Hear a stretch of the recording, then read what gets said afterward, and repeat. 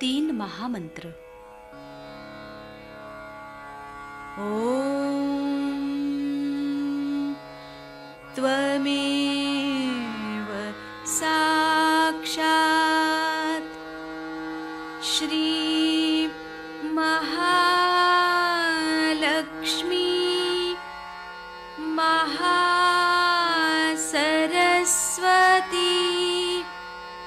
महाकाली त्रिगुणात्मिका कुंडलिनी साक्षात् श्री आदिशक्ति माताजी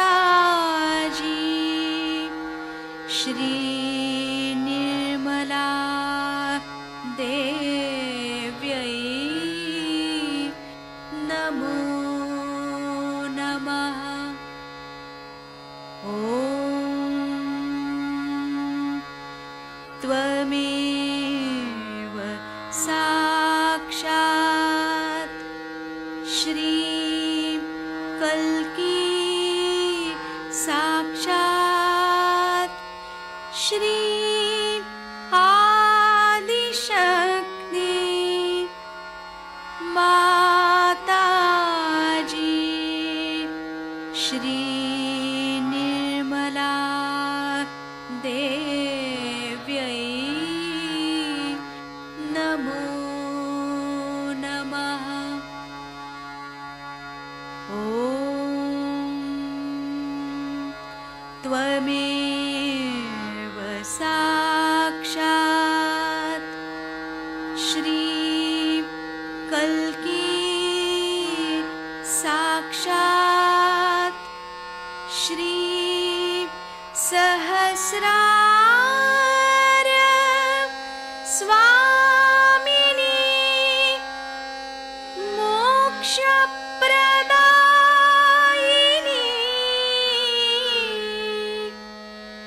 माताजी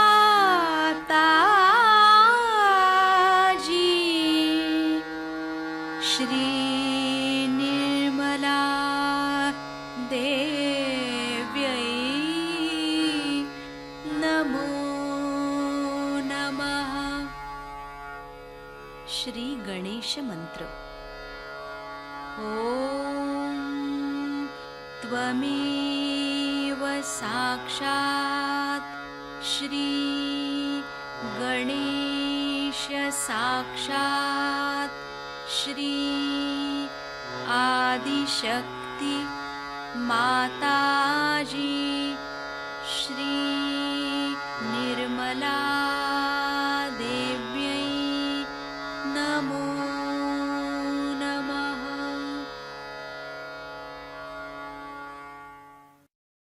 जय श्री माता जी।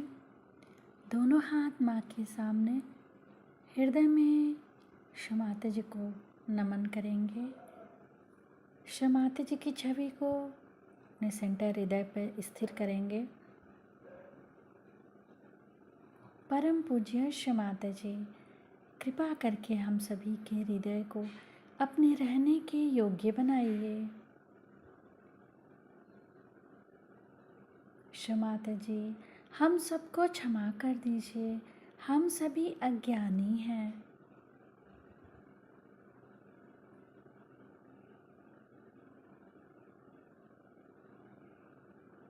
श्री माता जी, हमारे इस हृदय को और पावन कीजिए ताकि आप यहाँ आ सकें।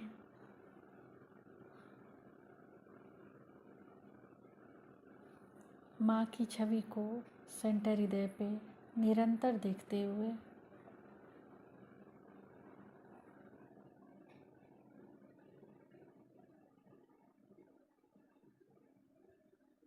धीरे धीरे अपने संपूर्ण चित्त को दोनों हाथों को देखते हुए माँ से प्रार्थना, श्री माता जी कृपा करके हमारे दोनों हाथों की ओर देखिए।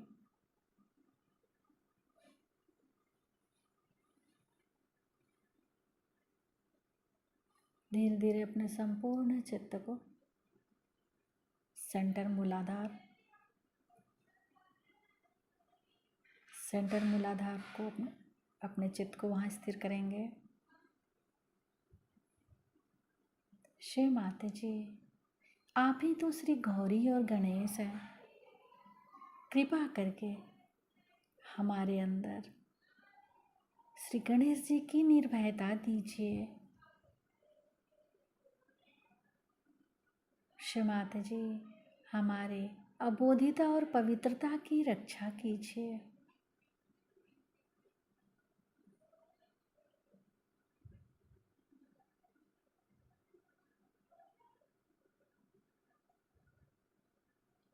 धीरे धीरे अपने संपूर्ण चित्त को सेंटर स्वादिष्ठान,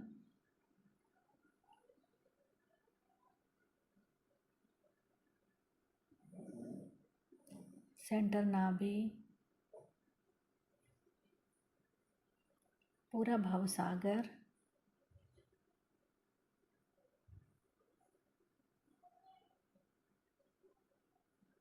सेंटर हृदय, सेंटर विशुद्धि, फ्रंट आज्ञा। फ्रंट आज्ञा पर श्री निर्विचारिता मंत्र। ओम त्वमेव साक्षात् श्री निर्विचारिता साक्षात् श्री आदि शक्ति माता जी श्री निर्मला देव्यै नमो नमः।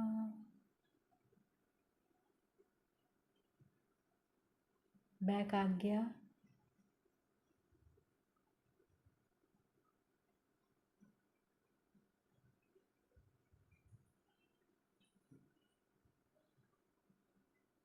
सहस्त्रार।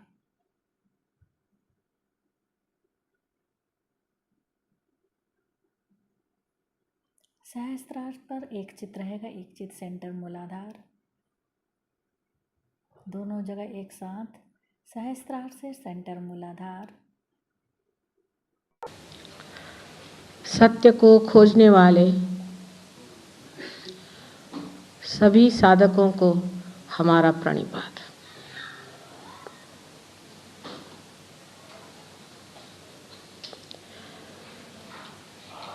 सत्य को खोजना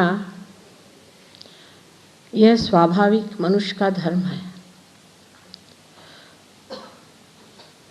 जहाँ भी उसकी रुचि जाती है या उसकी चेतना मूर्ति है, वहाँ वह सत्य को ही खोजता है और उसी मार्ग को अवलंबन करता है जिसमें उसे सत्य प्राप्त हो।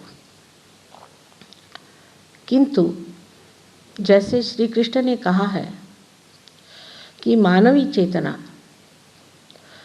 अधोगति की ओर दौड़ती है, उसके मूल उसके मस्तिष्क में, उसके ब्रेन में होते हैं। और जब मनुष्य अपनी चेतना को स्वयं बढ़ाता है तो वो अधोगामी होता है। किस तरह से हम लोग अधोगामी होते गए हैं, इसका अगर दिग्दर्शन करना है तो आप पाश्चिमात्य देशों में जाकर देखेंगे कि वास्तविकता लोग नर्क में ही पहुंच गए हैं। मुझे पहले कहा गया था कि आप अंग्रेजी में भाषण दें, तो मैंने ये कहा कि अंग्रेजी भाषा में बहुत भ्रांतियां हैं, जिसके कारण कभी कभी बड़ी दिक्कत हो जाती है किसी बात को स्पष्ट रूप से कहना, जो कि साइंस की बात नहीं, लेकिन बहुत बड़ा साइंस है। परमात्मा का साइंस अचूक है, उसके कायदे पूरी तरह से अपने अमल पे जागरूक है। उनका कोई भी आसन ऐसा नहीं है जहाँ बैठने पर आप इस तरह से महसूस करें कि इसमें से आप डोल जाएंगे।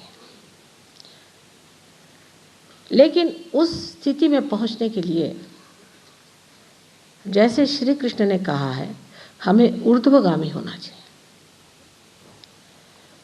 ऊर्ध्वगामी होने के लिए कोई व्यवस्था परमात्मा ने की होगी या नहीं, या सभी व्यवस्था हम ही लोग कर रहे हैं। आज अमीबा की स्थिति से इस स्थिति तक हम किस शक्ति के द्वारा पहुँचे, और अगर इस स्थिति में ही हमारा अंतिम उत्थान है और इसी स्थिति में पहुंचकर अगर हम अपने लक्ष्य पे आ गए हैं, तो फिर आज संसार इतनी आफत में क्यों पड़ा हुआ है। साइंसी की दृष्टि से आप विचार करें तो साइंस में भी हर समय जब भी कोई धारणा सामने रखी जाती है तो उसे हाइपोथेसिस ही कहा जाता है, और उसको सिद्ध करने पे ही माना जाता है कि ये सिद्धांत है, ये कायदा है, ये नेचर का लॉ है। पर वो भी बार बार वो बदलते ही रहते, क्योंकि जो केवल सत्य है, जो एब्सोल्यूट है, वो आपकी आत्मा है। जब तक आप आत्मा के अंदर समाविष्ट नहीं होते हैं, जब तक आपका चित्त आत्मा के प्रकाश से आलोकित नहीं होता है, जो कुछ भी आप जानते हैं, समझते हैं, वो सब कुछ अधूरा है और कभी कभी गलत भी है। अब इसको देखिए कि हमारी अधोगति किस तरह से हमारे अंदर अपने आप घटित होती रहती है। सर्वप्रथम हमारे सहयोग में हर एक चक्र का एक तत्व होता है, उसके अनुसार नाभि चक्र पे हम स्वाहा की शक्ति बांधते हैं। स्वाहा ये आपके वेदों से ही आया हुआ। स्वाहा, स्वाहा माने हर एक चीज को खा लेना, हर एक चीज को हजम कर लेना, हर एक चीज पे हावी हो जाना। स्वाहा। देखिए, ये शक्ति जब परमात्मा की ओर उठती है तो वह स्वधा हो जाती है। स्वधा माने, स्व माने आत्मा, और उसकी धारणा शक्ति हमारे अंदर आके हम गुरु तत्व को प्राप्त होते हैं। लेकिन जब यह स्वाहा बाह्य की ओर दौड़ने लग जाती है, जैसे कि मनुष्य की चेतना हमेशा बाहर की ओर दौड़ती है, तो इसका उदाहरण आप पाश्चिमात्य देशों में बहुत अच्छे से देख सकते हैं। अपने यहाँ तो अब भी लोग स्वाहा और स्वधा के बीच में थोड़े से चलने की कोशिश करते हैं, लेकिन वहाँ की जब स्वाहा शक्ति बढ़ी तो उन्होंने हमारे देश पे आक्रमण किया, चाइना पे आक्रमण किया, जिस देश पे जाए उसको ही हड़पते चले। ये तो परमात्मा की कृपा थी। मैं कहूँ हनुमान जी ने कुछ काम किया होगा जो कोलंबस अमेरिका पहुँचा, नहीं तो आज यहाँ हम न होते, यहाँ सब अंग्रेज़ बैठे होते या तो अमेरिकन बैठे होते, हम लोग न होते यहाँ। ये स्वाहा की शक्ति वहाँ बड़ी स्पष्ट रूप से दिखाई देती है कि सब चीज़ को किस तरह खा जाए। वही चीज़ उन्होंने हमारे अर्थशास्त्र में ही की है कि जहाँ तहाँ चाहे वहाँ हम पूरी तरह से सब पे हावी हो जाए, सबका हम हड़प लें। ये बाह्य की शक्ति। उसके बाद दूसरा जो चक्र होता है, जिसे कि हम स्वादिष्टान चक्र कहते हैं, जिसने कि ये पूरा अंतरिक्ष बनाया है, उसकी भूर्व की शक्ति वेदों ने वर्णित की हुई है। इस भूर्व की शक्ति में जब मनुष्य उतरता है तो चंद्रमा पे जा, इधर जा, उधर जा, इससे क्या फायदा है? करोड़ों रुपया फेंके दे रहे हैं। इस विश्व में कितनी परेशानियां हैं, कितनी आफतें हैं, उधर नजर नहीं है। करोड़ों रुपया फेंके दे रहे हैं किस चीज के लिए? कि चंद्रमा पे जाए। वहां जाने से क्या होगा? कौन सा लाभ आपको होने वाला है? जनहित क्या होने वाला है? किसका कल्याण होने वाला है? ये विचार नहीं। वही आक्रामक स्थिति कि हम चंद्रमा पे जाके बसेंगे। अंतरिक्ष में घूमा, लेकिन जिस वक्त ये शक्ति अंदर की ओर मुड़ती है, तब उसमें सौंदर्य दृष्टि, जिसको एस्थेटिक्स कहते हैं, जिससे कि अनेक तरह की कलाएं और सुंदरता जीवन में भी और सारे वातावरण में उत्पन्न हो सकती है। पर जब वो अंतरिक्ष में ही घूमने लग गए इस पृथ्वी को छोड़ करके, तो वो भूर्व पे से भू पे आ गए। भू मानिए पृथ्वी। भू हम मानते हैं सहयोग में, जिसे त्रिकोणाकार अस्थि कहते हैं, जिसे कॉसिक्स कहते हैं अंग्रेजी में, वो भू तत्व से बनाया है। और इसकी रक्षा करने वाले श्री गणेश भी ही पृथ्वी तत्व से बनाए गए हैं, और वो भी उसी के नीचे मूलाधार चक्र पे स्थित है। लेकिन जब हम भू पे भी आए तो मशीनें शुरू कर दी। करिए, मशीन भी करना मनुष्य का कार्य है, पर कुछ संतुलन नहीं। मानव में और मशीन में कुछ तो संतुलन होना चाहिए। जमीन को खोदते गए, ये निकालो वो निकालो, उससे अब बना बना कर क्या बनाया, तो धुआं फैला दिया है सारे आकाश में, जिससे सारे पेड़ मरे जा रहे हैं। बेरोजगारी आ गई, मनुष्य के हाथ की चीज़ें न बनने से कला खत्म हो गई। लोग सब दूर प्लास्टिक लिए लिए घूमते, जहाँ जाइए वहाँ प्लास्टिक। कपड़े में भी प्लास्टिक है, दरवाजे को हाथ लगाई तो प्लास्टिक है, नल में हाथ लगाई तो प्लास्टिक है। कल हो सकता है पानी भी ये लोग प्लास्टिक का देना शुरू कर देंगे, और इससे नुकसान होने लग गया। फिर सो भू को इस तरह से तंग कर दिया। ऐसे भी ये पृथ्वी तो बहुत तंग है। इसको जितना हमने सताया है, जिसने हमें सस्य श्यामलाम हर तरह से हमें पूरित रखा, उसके हमने कोई भी इज्जत नहीं की। उसके आगे की जो स्थिति है वो तो इससे भी खराब है। फिर मूलाधार चक्र पे आ जाते हैं, जिससे हर चीज का निस्सरण होता है, एक्सक्रीटरी फंक्शन होता है। ये जो शक्ति है गणेश जी की, क्योंकि गणेश साक्षात हुंकार होने की वजह से कहीं भी रख दिए जाए कमल के जैसे खिलते हैं, और उसकी सुगंध सारे सृष्टि में फैलती है। सो इस गणेश का उपमर्द करके, और मनुष्य ने इतनी ज्यादा अनैतिकता उस देश में पाई गई। ना कोई माँ है, ना कोई बहन है, ना कोई भाई है, ना कोई रिश्तेदारी नहीं, सिवाय इसके कि कोई ना कोई बहुत ही गंदा संबंध आपस में होता है, जो कि हम लोग मुंह से कह भी नहीं सकते और देख भी नहीं सकते। अब लंदन में किसी तरह से हमारा रहना हुआ है, तो रोज ही लगता है कि ये कहाँ नर्क के बीच में फंसे हैं, इस गर्त में। अब ऊर्ध्व गति को प्राप्त होने में यही चक्रों पे क्या असर आता है, जबकि जो निस्सरण की शक्ति है उससे मनुष्य में अबोधिता, जिसे इनोसेंस कहते होते हैं, अत्यंत शक्तिशालिनी चीज है इनोसेंस। इनोसेंस के सामने रावण को झुकना पड़ा था। जो पवित्रता है, जिसे हम पावित्र कहते हैं, वो शक्ति हमारे अंदर श्री गणेश जी की वजह से जागृत होती है। इसीलिए क्योंकि ऊर्ध्वगामी होना है, हमें कुंडलिनी का ही जागरण करना पड़ेगा। इसलिए आवश्यक है कि हम कुंडलिनी का जागरण करें, तब सिद्धता भी हो जाएगी कि सिर्फ ब्रह्म सत्य है, बाकी सब मिथ्या। लेकिन पहले ब्रह्म तक तो हम पहुंचे। ये सारी सृष्टि में कहते हैं परमात्मा का प्यार फैला हुआ है, जो ब्रह्म स्वरूप है, जो ब्रह्म की शक्ति है, जिसको हम महसूस नहीं करते, देखते नहीं, जिसे पातंजल ने ऋतंभरा प्रज्ञा कहा हुआ है, जिसे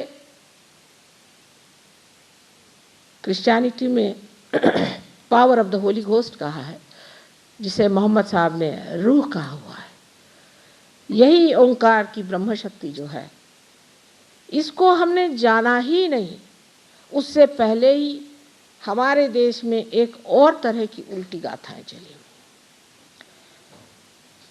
ये तो हो गई ऊर्ध्वगति और अधोगति की बात, लेकिन और दो दिशाएं हमारे अंदर वर्तमान हैं, जिसको कि हम कहें कि लेफ्ट एंड राइट। इस तरफ भी हमारा दोनों तरफ भी चलन वलन चलता है, और जब हम लेफ्ट की ओर जाते हैं मेरा मतलब कम्युनिस्टों से नहीं। लेकिन जब हम लेफ्ट की ओर जाते हैं, माने हम अत्यंत भावना प्रधान हो जाते हैं, उसमें मनुष्य भक्ति में बह जाता है। भक्ति ठीक है, लेकिन श्री कृष्ण का ही बात, कृष्ण की ही बात आज करनी चाहिए। घनश्याम दास जी की मैंने किताबें पढ़ी, उनका लेख पढ़ा हुआ है, और वो सुलझे हुए हैं, पहुँचे हुए पुरुष थे, इसमें कोई शक नहीं। और श्री कृष्ण ने साफ बताया कि भक्ति जो है, पत्रम पुष्पम फलम तोयम, सब तो मुझे दे दो। और अपने वक्त में एक ही शब्द में उन्होंने सबको बिल्टाया है जो समझना चाहिए। कह दिया उन्होंने कि अनन्य भक्ति करो, बस इस पे उन्होंने आप लोगों को सबको ठिकाने लगाया है, ये कहूँगी। क्योंकि श्री कृष्ण जो थे ये बहुत मुत्सद्दी थे, बहुत ज़्यादा पहुँचे हुए डिप्लोमैट, जिसको कहना चाहिए कि डिवाइन डिप्लोमेसी थी उनके, डिवाइन डिप्लोमेसी। और जो बात उन्होंने कह दी वो शब्दों में आप नहीं पकड़ सकते, शब्दों से परे उठना पड़ेगा, तब आप जानेंगे कि भक्ति अनन्य होती है। और इसको हम आज के रोज़मर्रा के जीवन में बता सकते हैं बात, कि अगर इसका कनेक्शन मेन से नहीं हुआ तो इसका क्या काम हो सकता है। जब तक टेलीफोन का कनेक्शन आपका नहीं होगा, आप राम राम राम राम करके किसे फ़ोन कर रहे हैं? और ये राम क्या आपके जेब में बैठा हुआ है, जब देखिए तब निकाल के टेबल पे रखा कि ये करता है कि नहीं करता है तू? इस राम का नाम लेने का भी अधिकार आपको नहीं है, ऐसा देखा जाए तो, क्योंकि वो परमात्मा है। अब ये अपने राजीव गांधी साहब जो हैं, इनके दरवाजे जाकर आपने अगर चिल्लाना शुरू कर दिया है राजीव राजीव राजीव, तो पुलिस पकड़ लेगी।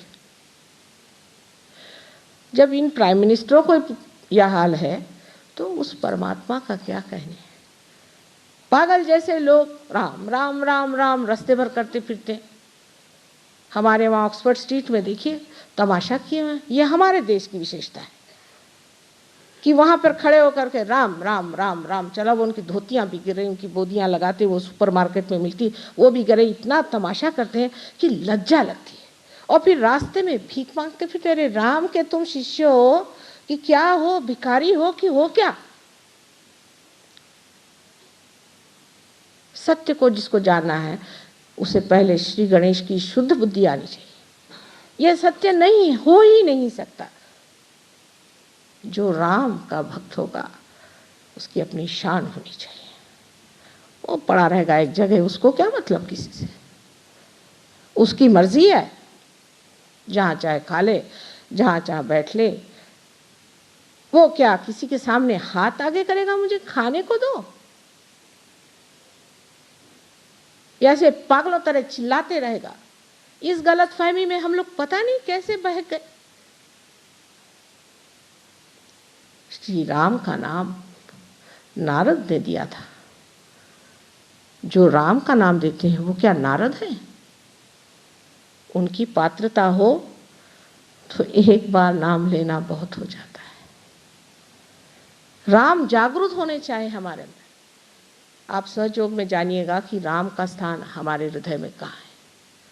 अगर हमने राम को ठीक से नहीं पहचाना और उनको ठीक से याद नहीं किया तो आप जानते हैं क्या हो जाता है। सबसे बड़े तो शारीरिक कष्ट ये होगा कि आपके लंग्स वीक हो जाएंगे और आपको अस्थमा की बीमारी हो सकती है। लोग कहते हैं माँ आप अस्थमा कैसे ठीक कर देते हैं? कैसे ठीक करते हैं? बहुत आसान, हमारा राम से संबंध है ना। उनसे कह देते भाई जागरूक हो जाओ, अस्थमा ठीक। कुछ ज़्यादा उसमें करना नहीं पड़ता है। ये सारी जो देवी देवताओं की शक्ति हमारे अंदर स्थित है उसको पाना चाहिए। ये वेदों से लेकर सारी ही चीज़ों में लिखा हुआ कि विद होना चाहिए। आपकी जो मज्जा संस्था है, जो आपका सेंट्रल नर्वस सिस्टम है, उसमें आपको उसका महसूस होना चाहिए। ज्ञान का मतलब ये नहीं होता है कि बुद्धि के चक्कर चलाएं या यूनिवर्सिटी की परीक्षाएं करें या लेक्चर जाके सुने या किताबें पढ़ें। हमारे यहाँ श्री राम कौन सी यूनिवर्सिटी में गए थे और श्री कृष्ण कौन सी यूनिवर्सिटी में गए थे। इतना ही नहीं, जो हमारे यहाँ बड़े बड़े संत साधु हो गए, जैसे महाराष्ट्र के संत साधुओं को मैं जानती हूँ, कोई भी यूनिवर्सिटी में नहीं गया और किसी ने भी कोई किताब नहीं पढ़ी। तो कौन सी ऐसी किताब पढ़ी थी जिससे वो स्वयं ही जानते हैं कि राम का क्या स्थान है। जो लोग सत्य के पुजारी हैं उनके लिए प्रथम आवश्यक चीज़ है कि वो इस मामले में ईमानदार हो जाए, और दूसरी परम परम आवश्यक चीज़ है कि अपनी बुद्धि शुद्ध करें। कुछ इधर पढ़ लिया, कुछ उधर पढ़ लिया, कुछ इथे जान लिया, कुछ ये कर लिया, सब जो है सर में, जैसे अमेरिकन सहयोगी कहते हैं, there is lot of garbage in my head, कि कचरा बहुत मेरे सर में भरा हुआ। सो शुद्ध बुद्धि से ये कहना है कि हमें जानना है सत्य क्या है, और सत्य जो होगा सो ही होगा। आपके कहने से तो नहीं होगा ना। अगर आपने ये फूल देखे, इनका रंग सफ़ेद गर है, और अगर कोई कहे अंधा नहीं सफ़ेद नहीं, इसका रंग लाल है, तो आप यही कहेंगे भैया तुम अभी अंधे हो, इसको देख लो। हम लोग देख रहे हैं, सब एक ही चीज़ देख रहे हैं। लेकिन मुश्किल तो यह है कि एक ही के अगर आँख ही और बाकी सब अंधे हो, तो वो आँख वाले को फिर जहर दे दो, उसको क्रूस पे चढ़ा दो, उसको छलो, उसको सताओ। सारे जितने भी बड़े बड़े संत हो गए उनकी छलना। तो हमारे देश की जो दुर्दशा है वो इस वजह से है कि हम या तो लेफ्ट को मूवमेंट करते हैं या राइट को मूवमेंट करते हैं। अधोगति पर नहीं जाते। तो गणेश जी की कृपा इस देश पे है, क्योंकि ये योग भूमि है। इस भारतवर्ष को इतने धन्यवाद देने चाहिए कि इसने अपने गोद में आप लोगों को रहने की व्यवस्था की। इतनी बड़ी महान भूमि में रहते हुए भी हम इतने दुखी क्यों, सब लोग पूछते हैं। तो मैं यही कहूँगी कि हम या तो लेफ्ट को जाते हैं या राइट को जाते हैं। अब बात यह है कि माँ को तो सच्ची बात बोलनी चाहिए।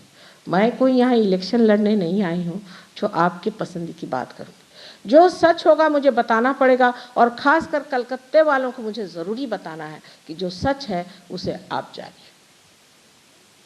क्या बात है, बंगाल, सोनार बंगाल, और बाहर सब कहते हैं भूखे बंगाली। सो क्यों? सोनार बंगाल, यहाँ एक से एक कमल खिले, उसके सुगंध से सारा विश्व इसे मानता है। इतनी पुण्य भूमि में इतने बड़े उपद्रव क्यों हो गए, इतनी क्लांत स्थिति क्यों है, कोई सोचता क्यों नहीं? क्या बात है, किस लिए ऐसी दशा आ गई? माँ के लिए क्या बंगाल और क्या महाराष्ट्र और क्या पंजाब, सभी एक होता है। और कभी कभी बहुत दुख लगता है कि यहाँ पर महिषासुर को मारा गया था, वहाँ फिर महिषासुर का राज्य आ गया, और महिषासुर को ही पूछते हैं। रामदास स्वामी ने कहा है, महिषा मर्दिला चंदने, भैंस को चंदन से रगड़ रगड़ के और उसकी पूजा कर रहे हैं। उस महिषासुर की पूजा आज यहाँ होती है, और वो ये तांत्रिकों के नाम से आपके घर घर में घुसे हुए लोग हैं। मैं कलकत्ते आने से शुरू से ही ज़रा अन्यमनस्क हूँ। वजह ये थी कि लोग मानेंगे नहीं मेरी बात। ये चक्कर इनके बड़े खराब है, इनके जाल आपके ऊपर पड़े हुए हैं। ये तो लेफ्ट साइड की बात हो गई कि कोई तकलीफ हुई, गए तांत्रिकों के पास, कोई परेशानी हुई तांत्रिकों के पास, और बहुत से तो इनमें से गुरु बन के घूम रहे हैं और परमात्मा का नाम लेते।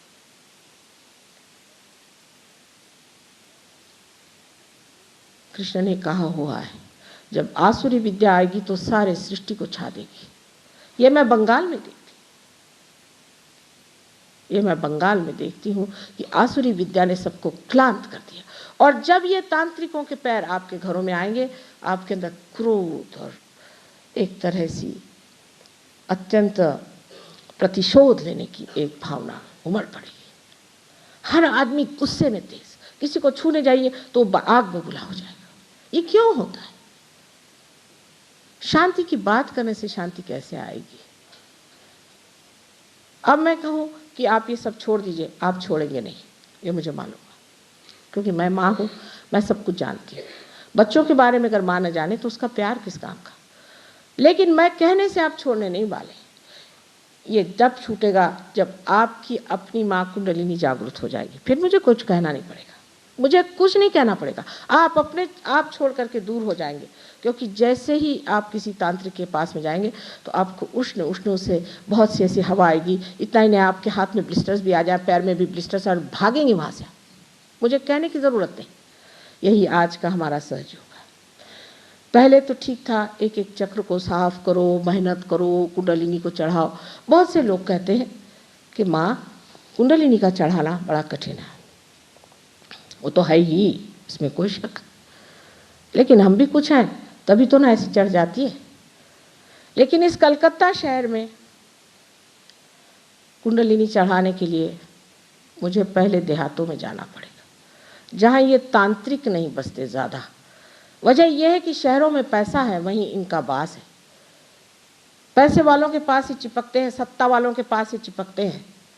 यही आपके कर्दन काल है। और इन तांत्रिकों से जब तक आप छुट्टी नहीं पाइएगा, आपके देश में लक्ष्मी नहीं विराज सकती। इधर से तांत्रिक आए और लक्ष्मी के पैर छूटे। ऐसे इतने भाविक लोग हैं, परमात्मा को मानने वाले, इतने सुंदर, इतने कलाकार, सब कुछ होते हुए भी आज इतने दुखी और दरिद्री हैं।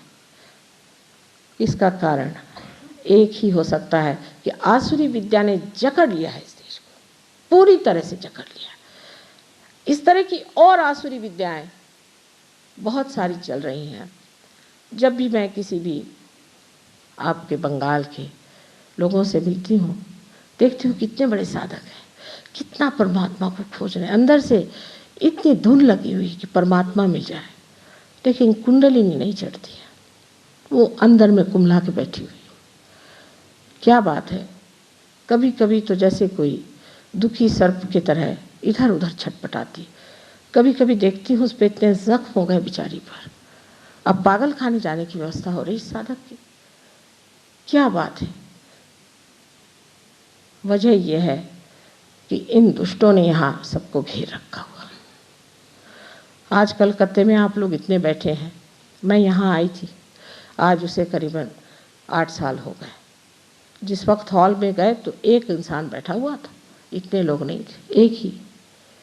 और उसी के पड़ोस में एक तांत्रिक साहब हाथ में चाबुक लेकर के पता नहीं क्या क्या चिख रहे थे। तो मोटर का आना भी दुर्भर हो गया, वहां तक पहुंचने में मुझे आधा घंटा लग गया, पड़ोस से ही। तो शुद्ध बुद्धि मनुष्य की होनी चाहिए। नानक साहब ने इस पर खूब लिखा है, कबीर ने इस पर खूब लिखा है, खासकर कलकत्ते वालों के लिए लिखा हुआ है नानक साहब ने। कभी आप अगर खोलकर उनका ग्रंथ साहब पढ़ें, एक तो पूरा चैप्टर की चैप्टर उस पर लिखा हुआ पूरा। आज फिर मैं आपसे बताने आई हूँ कि इनके चक्कर आप पहले छोड़िए। ये तो लेफ्ट साइड की बात हो गई। अब राइट साइड की बात जो है, उसमें हमारे जो यहाँ पे शासक हो चुके, 300 वर्ष तक हमें जो गुलामी में रखा है, उन्होंने वाकई में हमारे अंदर जो भी बातें भरी थी, वो जब तक हम लोग संग्राम में लड़ते रहे तब तक मामला कुछ नहीं हुआ। कोई हमारे ऊपर उसको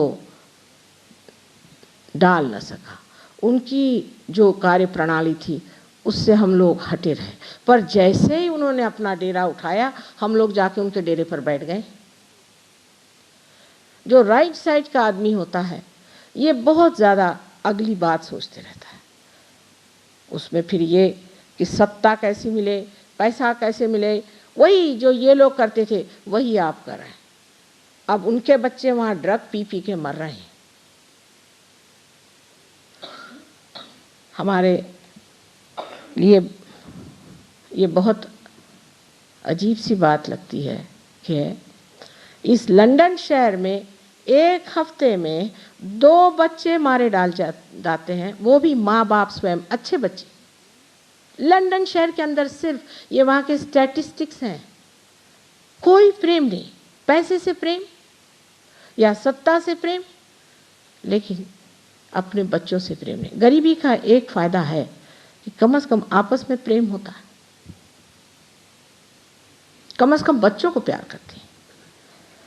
सो ये जो पैसे की धुन शुरू हो गई, तो उसमें क्या, उसमें पैसा मिला, उसमें बिजनेस हो गया, उसमें ठीक हो गया, जो भी करना चाहे ठीक ही है, उसमें क्या।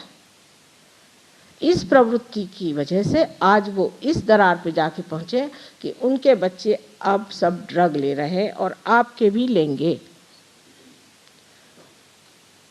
वो दिन दूर नहीं, आप भी ले सकते। क्योंकि जब जान लिया कि इस पैसे की पागलपन में हम वहां नहीं पहुंचे जहां पहुंचना था, जब ये समझ गए कि इस सत्ता में कभी तो ऊपर होते हैं तो कभी नीचे, तो कभी ऊपर तो कभी नीचे, शटलकॉक के जैसे घुमा करते हैं, तब पता हुआ कि इसमें भी आनंद नहीं है। तो आनंद कहाँ है, ये हमारे शास्त्रों में इतना सुंदर लिखा हुआ है। आपको आश्चर्य होगा कि सारे संसार में जो आज आप देख रहे हैं बड़े बड़े पेड़ सिविलाइजेशन के खड़े हुए हैं, एक पत्ता दूसरे पत्ते को नहीं जानता, एक पत्ता दूसरों से प्यार नहीं करता है। इसकी वजह क्या है कि इनकी जड़ें ही इनको मालूम नहीं, इनमें जड़ है ही नहीं। जड़ से उखड़े हुए लोग क्या कर सकते। फिर खासकर हमारे हिंदुस्तानी जो विलायत में जाके ठहरे हुए हैं, वो तो ऐसे ही, मैं कहती हूँ कि अगर आम का पेड़ जाके इंग्लैंड में लगाइए तो उसमें आम तो आएगा ही नहीं, लेकिन उसमें एप्पल भी नहीं आने वाला। वो हालत इन लोगों की है। और जो हम यहाँ बैठे हुए हैं वो इन्हीं से बहुत ही प्रेरित होकर के उनके ढंगों पे चले जा रहे हैं। और जब हम लेफ्ट साइड में रहते हैं तो उपास तपास दुनिया भर की फालतू के कर्मकांड, स्त्री आचार और ब्राह्मणाचार जिसे कहते हैं, इसमें फंस गए। और जब राइट साइड में चलते हैं तो इन लोगों का अनुचरण करके उन्हीं के खाई में हम जाके गिरेंगे। खाई दोनों ओर।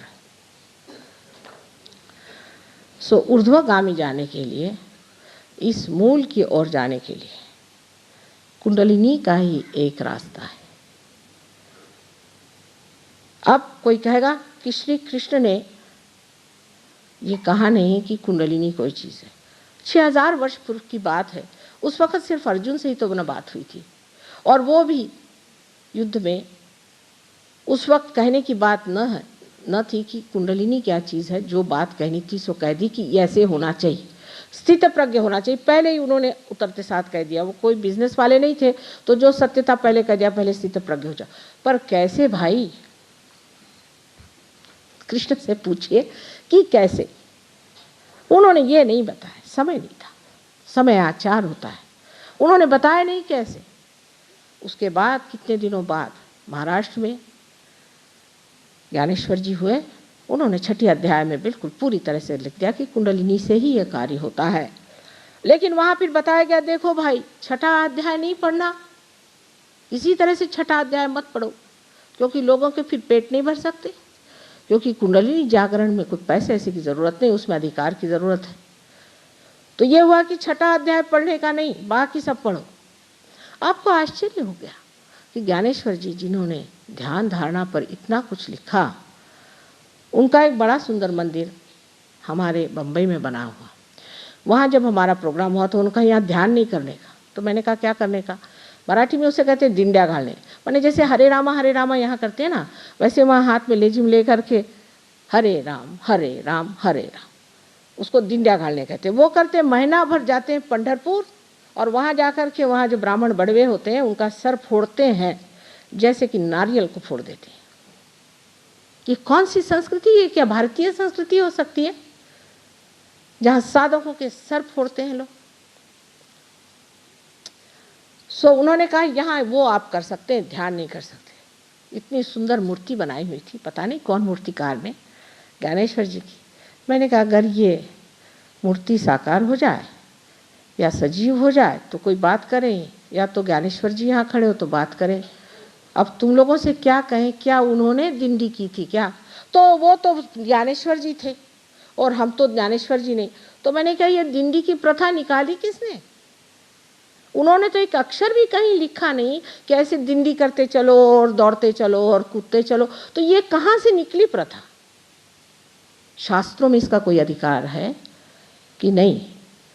कुछ तो बताना चाहिए। अपने शास्त्र जो लिखे हैं उसमें कहीं है। ऐसे ही एक दूसरे महाशय आए कि जो कुंडलिनी के वक्त जब जागरण का समय आया तो दोनों पैर मेरे ओर करके बैठे। तो इन लोगों ने कहा कि भाई ऐसे तो नहीं बैठते ना माँ की तरफ पैर करके। उसने कहा भाई देखो मेरी कुंडलिनी जागृत हो गई है और अगर मैं गोद डाल के बैठता हूँ तो मेंढक के जैसा कूदता हूँ। मैं कहा है ये क्या बात? उनको मैं बुला भाई ये कैसे हो गया? तुम्हारी कुंडलिनी जागृत होने पे क्या अब तुम मेंढक होने वाले हो? अरे अब तो तुम अति मानव होने की जगह मेंढक कैसे हो? तो आप विश्वास नहीं करेगा, इतनी बड़ी मोटी किताब ला के मुझे दिखाई। उनके गुरुजी महाराज ने लिखा था कि जब कुंडलिनी जागृत होती तो मनुष्य मेंढक के जैसे कूदता। मैंने कहा ये क्या तमाशा है। और मैंने इतना रुपया कुंडलिनी जागरण के लिए दिया। ये तो ऐसी ही मूर्खता है जैसे कि किसी बीज को आपको बोना है तो आप जाकर पृथ्वी में वहाँ 100 रुपया रख दीजिए, हे पृथ्वी माता इस हमारे बीज में अंकुर ला दो। वो पृथ्वी को क्या पैसा कौड़ी समझ में आती है क्या? उसको आप अलंकृत कर दीजिए तो अलंकृत हो जाएगी, और नहीं करिए तो पड़ी रहेगी। उसको इसका क्या महत्व समझ में आता है? उसको तो एक ही कार्य मालूम है कि कोई अगर बीज मेरे पेट में आया उसको अंकुरित कर देना। इसी प्रकार अगर हम एक बात समझ लें तो सत्य आपको मिल सकता है। सत्य जीवंत चीज है, मरी हुई चीज नहीं है। मनुष्य तो सिर्फ मरी हुई चीज पा सकता है। जैसे कि एक पेड़ गिर गया, बड़ा बढ़िया फर्नीचर बना दिया, वो पेड़ मर गया तो एक मरा हुआ फर्नीचर बना दिया आपने। अब उस पर आप बैठ गए तो आपको अब कुर्सी की आदत हो गई, अब आप जमीन पे बैठ नहीं सकते। वो पेड़ आपके खोपड़ी पे बैठ गया, अपने साथ कुर्सी लेके घूमना पड़ेगी, नहीं तो आप बैठ नहीं पाएंगे। मरी हुई चीज से मरी चीज बनाई और आप भी उसमें लिप्त हो गए, क्योंकि वो जो मरी हुई चीज थे उसने आपके ऊपर आसन जमा लिया, माने जड़ ने आत्मा के ऊपर आसन जमा लिया। तो सत्य एक जीवंत चीज है, जीवंत ही नहीं, सर्व बुद्धि का स्रोत सत्य है। मैंने आजकल सुना कि नारळीकर ने, एक बड़े भारी साइंटिस्ट है, उन्होंने पता लगाया है कि जो विश्व में शक्ति भी है लेकिन उसके साथ इंटेलिजेंस भी है। चलिए कहीं तो पहुंच गए साइंटिस्ट, लेकिन ये जीवंत चीज है और जो हम जीवंत हैं उसका ये स्रोत है सारी दूर फैली हुई ये शक्ति। इस जीवंत शक्ति के लिए मरी हुई चीज करने से क्या फायदा होगा? परमात्मा एक जीवंत वस्तु है, समझ लीजिए एक जीवंत शक्ति है, और वही जीवंत शक्ति चारों तरफ फैली हुई। ये जीवंत प्रेम है। यही चीज शायद हम भूल जाते हैं, इसलिए ऐसी चीजों का आलंबन करते हैं कि जो जीवंत नहीं, जिनको पार होना है और जो परमात्मा को पाना चाहते हैं। उनके लिए एक मेरी हाथ जोड़ के विनती है कि ये जान लें कि ये जीवंत क्रिया है। जो हमारे अंदर स्वयं चालित ऑटोनॉमस नर्वस सिस्टम है, उसमें जो पैरासिम्पैथेटिक नर्वस सिस्टम है जो सुषुम्ना नाड़ी से चालित है, वो सब जीवंत शक्तियाँ हैं। अगर हमारे अंदर ये जीवंत शक्तियाँ न होती तो हमने कार्बन से लेकर के आज तक की प्रगति कैसी की होती? ये धर्म शक्ति से हुआ है और ये धर्म शक्ति जीवंत है। अगर आप इतनी सी बात को मान लें तो मैं ये कहूँगी कुंडलिनी शुद्ध इच्छा है, शुद्ध इच्छा जो परमात्मा की इच्छा है। ये शुद्ध इच्छा आप सबकी एक एक माँ है और वो आपको जागृति देगी, और वो जानती है और सोचती है, और आपने जो कुछ भी किया है और सोचा हुआ है वो सारा उसके पास रिकॉर्डेड है। इतनी जानकार तो कोई चीज़ ही नहीं जितनी कुंडलिनी है। वो उस क्षण के इंतज़ार में है कि आपको आत्म साक्षात्कार हो। आज के सहयोग में हमने यही सोचा कि अगर सामूहिक आमास लोगों को जागरूक कर दिया जाए तो क्रांति हो जाएगी आदमी।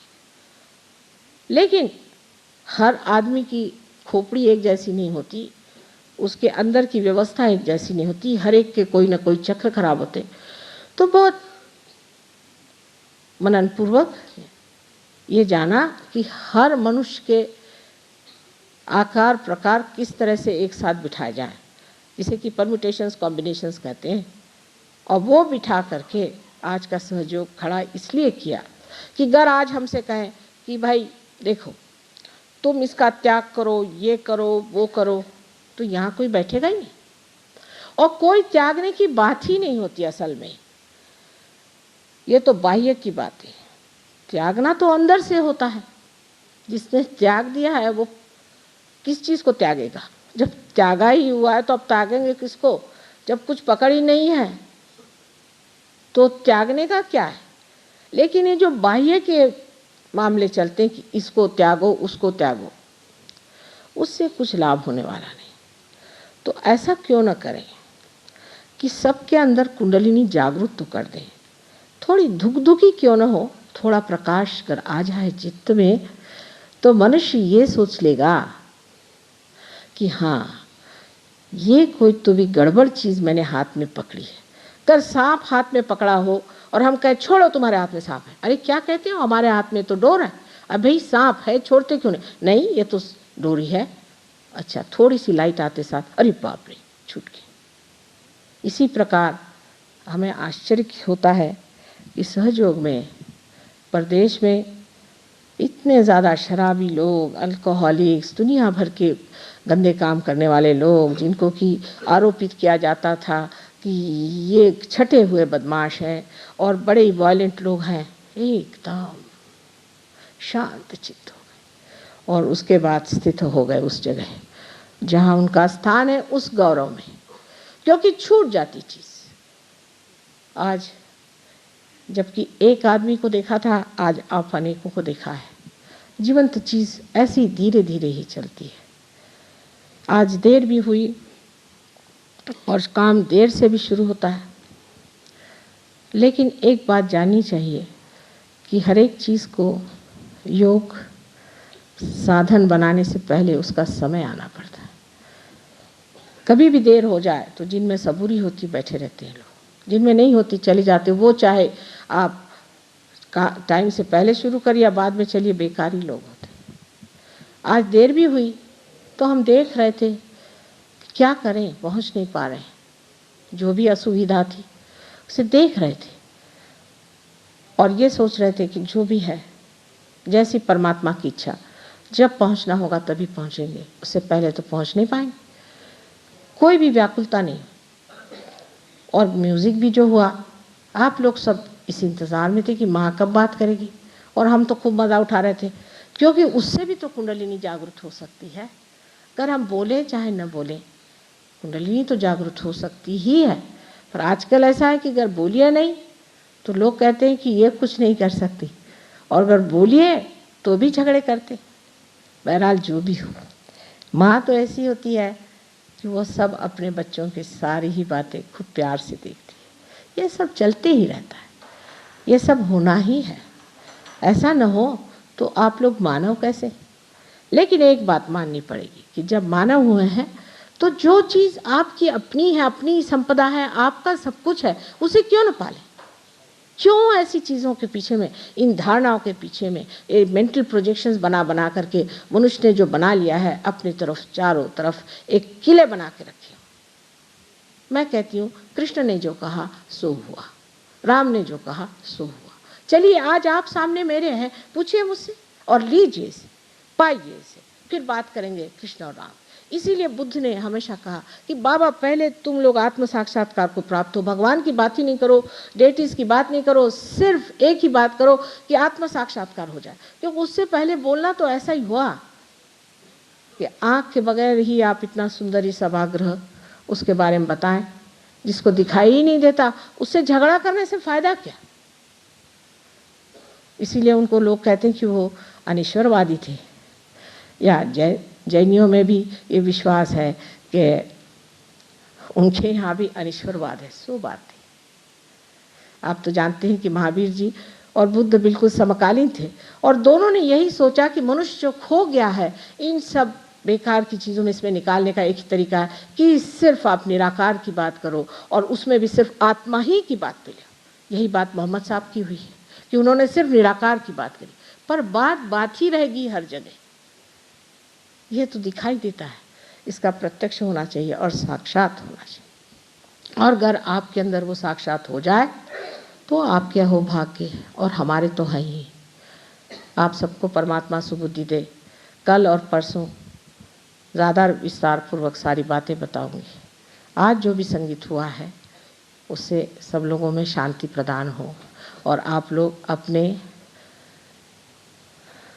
उत्तम मार्ग में परमात्मा को पाएं, यही माँ की एक सदिच्छा है। और कोई चीज़ मुझे नहीं चाहिए। जो कुछ भी मेरी शक्तियाँ हैं जिसे शायद आप सोचते हैं वो सब आप पा लीजिए तो मैं धन्य हो जाऊँ।